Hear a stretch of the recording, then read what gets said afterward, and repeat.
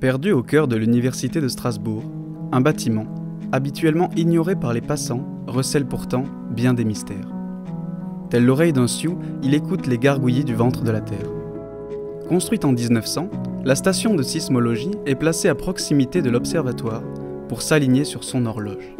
Elle est conçue pour limiter l'impact de l'environnement sur des instruments très sensibles. Ces murs font même partie d'un sismomètre imposant. Explication. Un sismographe fonctionne sur le principe suivant. Une masse est suspendue à un ressort et repose sur un amortisseur. À cette masse est fixée une pointe de métal en contact avec un rouleau de papier noirci.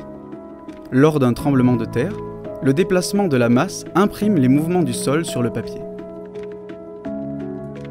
Plus la masse est importante, plus l'instrument est sensible. Les murs de la station constituent le corps d'un sismomètre qui supporte une impressionnante masse de 19 tonnes. Ces instruments sont très sensibles, tous craignent la lumière. L'exposition au soleil et les changements de température déforment leurs matériaux et faussent les mesures.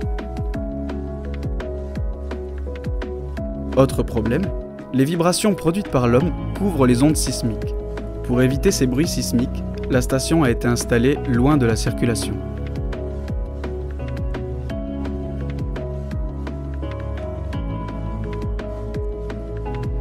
Mis à part les vibrations parasites et la lumière, les sismomètres tremblent devant l'humidité.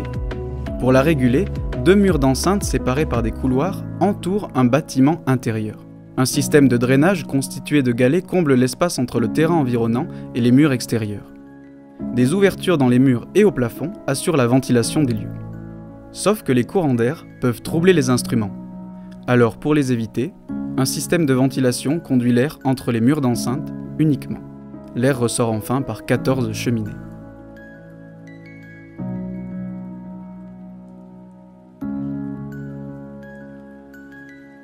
Les sismomètres étaient installés au centre de ce dispositif. Comme ultime protection, ils reposent sur des piliers métalliques qui les isolent du reste du bâtiment. Ces piliers s'enfoncent dans la nappe phréatique, apportant aux instruments la température constante de l'eau souterraine. Pour résumer, le lieu qui accueille les sismomètres joue un rôle primordial dans la précision des mesures.